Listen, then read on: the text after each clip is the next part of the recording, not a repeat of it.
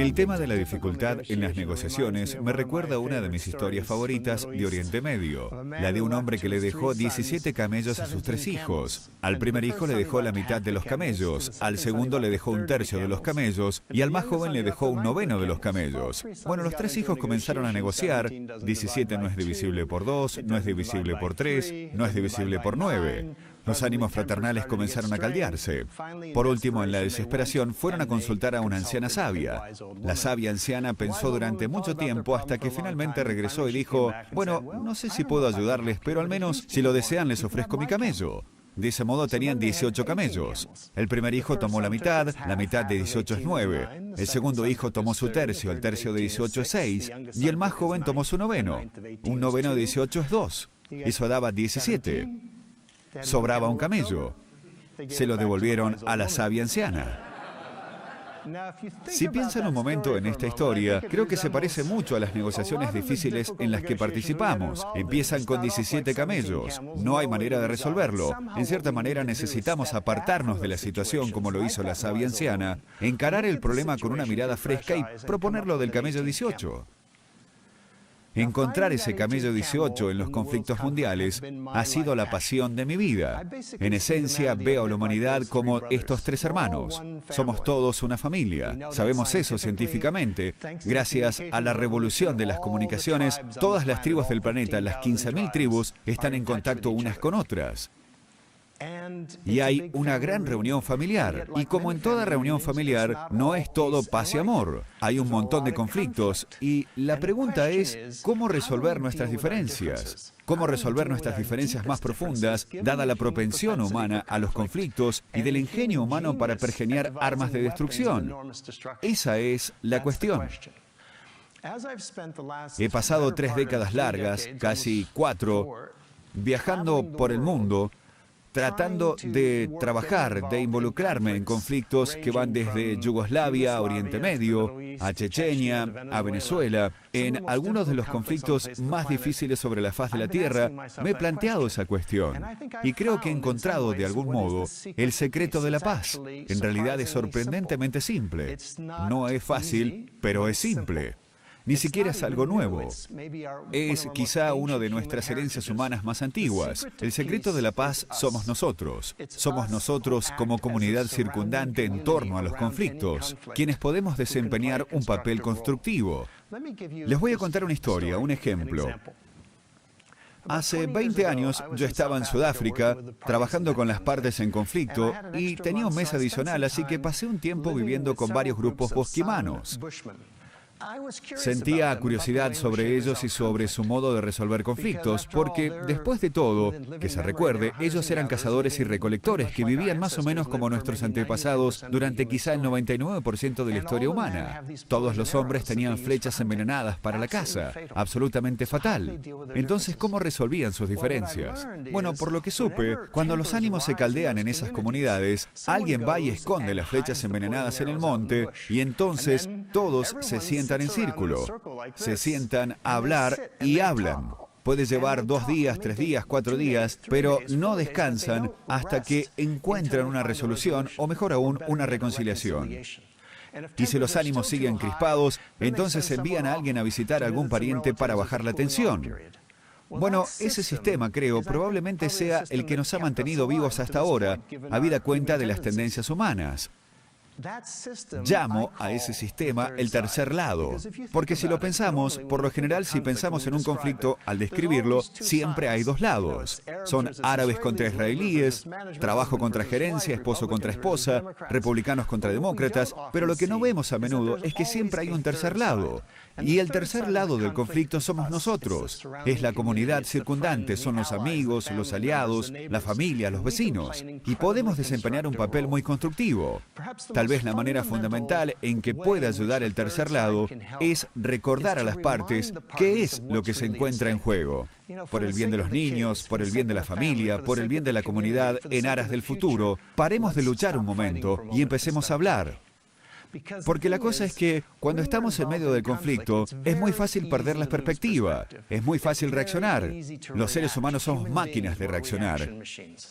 Y como dice el dicho, habla enojado y harás el mejor discurso que tengas que lamentar. Por eso, el tercer lado nos recuerda esto. El tercer lado nos ayuda a ir al balcón como metáfora de un lugar con perspectiva para fijar la mirada en el premio. Ahora les voy a contar una historia breve de mi experiencia en negociación. Hace unos años participé como facilitador en algunas conversaciones muy duras entre los líderes de Rusia y los líderes de Chechenia. Como saben, había una guerra en curso y nos reunimos en La Haya, en el Palacio de la Paz, en la misma sala del Tribunal Penal Internacional donde se trataba la guerra de Yugoslavia. Y las conversaciones tuvieron un comienzo difícil con el vicepresidente de Chechenia señalando a los rusos mientras decía: deberían permanecer aquí en sus asientos porque van a ser juzgados por crímenes de guerra. Y luego continuó, giró hacia mí y me dijo: usted es estadounidense, mire lo que los estadounidenses están haciendo en Puerto Rico. Y empecé a pensar: ¿Puerto Rico? ¿Qué sé sobre Puerto Rico? Empecé a reaccionar, pero luego intenté recordar volver al balcón. Y cuando él hizo una pausa y todos me miraban esperando una respuesta, desde la perspectiva del balcón, pude agradecerle por sus comentarios y le dije: le agradezco su crítica a mi país y lo tomo como una señal de que estamos entre amigos, que pueden hablarse francamente. Y aquí no estamos para hablar de Puerto Rico o del pasado. Estamos aquí para ver si podemos encontrar una forma de detener el sufrimiento y el derramamiento de sangre en Chechenia. La conversación volvió a su carril. Ese es el papel del tercer lado, ayudar a las partes a ir al balcón. Y ahora los llevaré un momento a lo que se considera ampliamente el conflicto más difícil del mundo, o el conflicto más imposible, el de Oriente Medio. La pregunta es: ¿dónde está el tercer lugar allí? ¿Cómo podemos ir al balcón? Bueno, no pretendo tener una respuesta al conflicto de Oriente Medio, pero creo que tengo un primer paso, literalmente un primer paso, algo que cualquiera podría hacer desde un tercer lugar. Pero primero déjenme hacerles una pregunta. ¿Cuántos de ustedes en los últimos años se han preocupado alguna vez por Oriente Medio y se han preguntado qué se podría hacer? Solo por curiosidad, ¿cuántos de ustedes? Bueno, la gran mayoría. Y aquí estamos muy lejos. ¿Por qué prestar tanta atención a este conflicto? ¿Por la cantidad de muertes? Hay cientos de veces más gente que muere en conflictos en África que en Oriente Medio. No. Es por la historia, porque nos sentimos identificados en lo personal con esa historia, seamos cristianos, musulmanes o judíos, religiosos o no, sentimos que tenemos un interés en eso. Las historias importan, como antropólogo lo sé, transmitimos conocimiento mediante las historias. Las historias le dan sentido a nuestras vidas. Eso hacemos aquí en TED, contamos historias. Las historias son la clave. Por eso la cuestión es, sí, tratemos de resolver la política allí en Medio Oriente, pero también revisemos la historia. Tratemos de llegar al meollo de la cuestión. Veamos si se le puede aplicar el tercer lado. ¿Eso qué significa? ¿Cuál es la historia allí? Como antropólogos, sabemos que cada cultura tiene una historia de origen. ¿Cuál es la historia de origen de Oriente Medio? En una frase, hace 4.000 años, un hombre y su familia atravesó Oriente Medio y el mundo nunca ha sido el mismo desde entonces. Ese hombre, por supuesto, fue Abraham.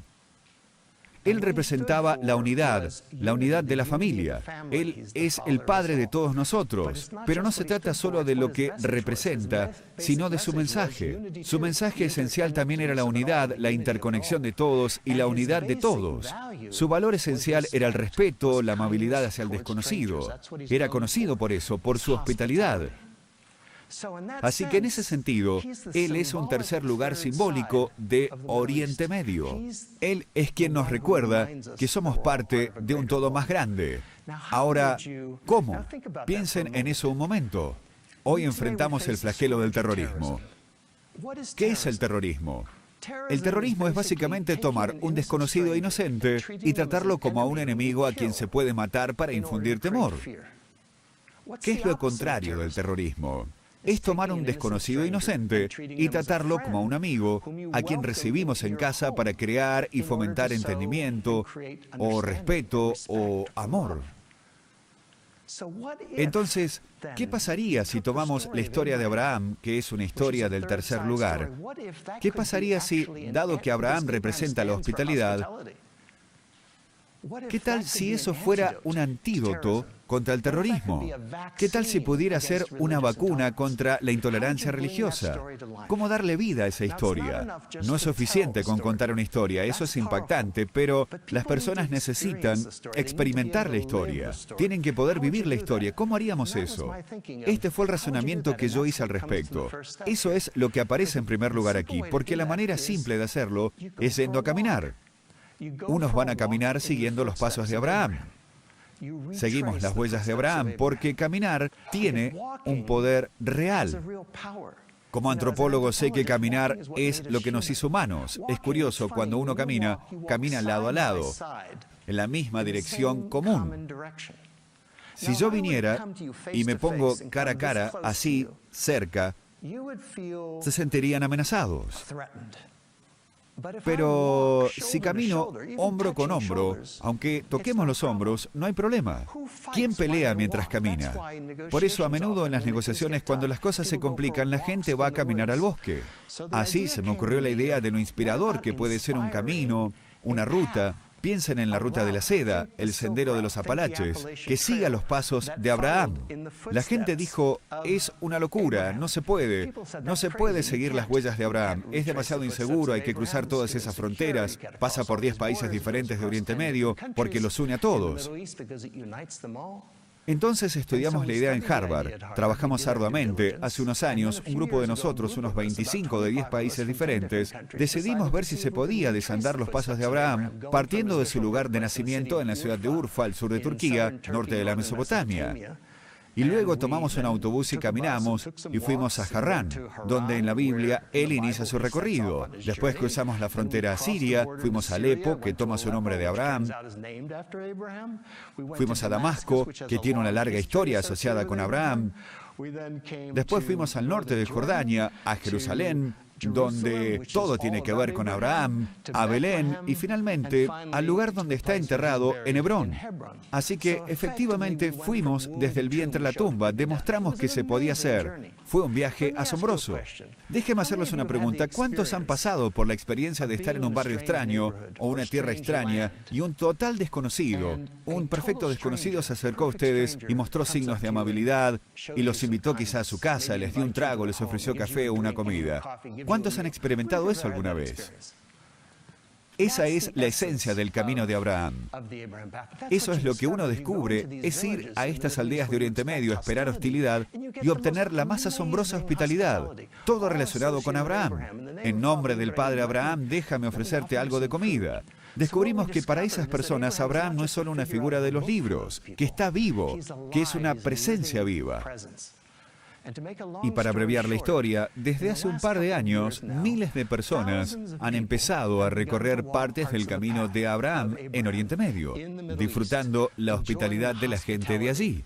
Han empezado a caminar en Israel y en Palestina, en Jordania, en Turquía, en Siria. Es una experiencia increíble. Hombres, mujeres, jóvenes, ancianos, más mujeres que hombres en realidad, es interesante. Para los que no pueden caminar, para los que no pueden llegar hasta allí ahora, se está empezando a organizar caminatas en las ciudades, en sus comunidades. En Cincinnati, por ejemplo, se organizó una caminata desde un templo a una mezquita, a una sinagoga, y todos juntos compartieron una comida. Era el día del camino de Abraham. En San Pablo, Brasil, se ha convertido en un evento anual para miles de personas correr en un camino virtual de Abraham, uniendo las diferentes comunidades. A los medios les encanta, realmente lo adoran. Le prodigan atención porque es algo visual y difunde la idea, esta idea de hospitalidad de Abraham, de hospitalidad hacia los extraños. Y hace un par de semanas hubo un programa en la radio al respecto. El mes pasado salió un artículo en el Guardian, en el Manchester Guardian, sobre eso. 2 páginas enteras, y citaban a un aldeano que decía, esta caminata nos conecta con el mundo. Decía que era como una luz que se encendió en nuestras vidas, nos trajo esperanza, y de eso se trata. Pero no solo se trata de psicología, se trata de economía, porque a medida que la gente camina gasta dinero.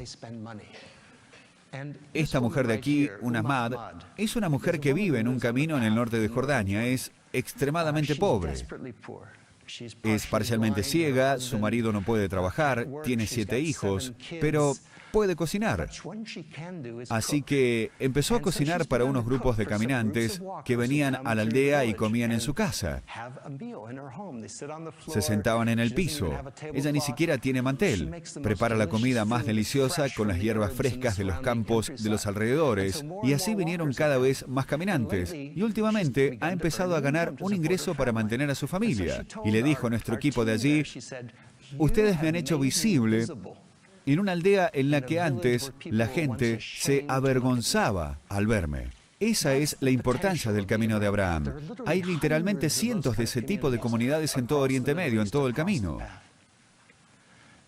El potencial es básicamente el cambio de juego. Y para cambiar el juego hay que cambiar el marco de referencia, el modo de ver las cosas, para cambiar el marco de la hostilidad a la hospitalidad, del terrorismo al turismo. Y en ese sentido, el camino de Abraham es lo que cambia el juego. Déjenme mostrarles algo. Aquí tengo una pequeña bellota que recolecté durante el recorrido en el camino a principios de año. La bellota está relacionada con el roble, por supuesto, crece en el roble, que está asociada con Abraham. El camino ahora mismo es como una bellota. Todavía está en una fase inicial. ¿Cómo será el roble?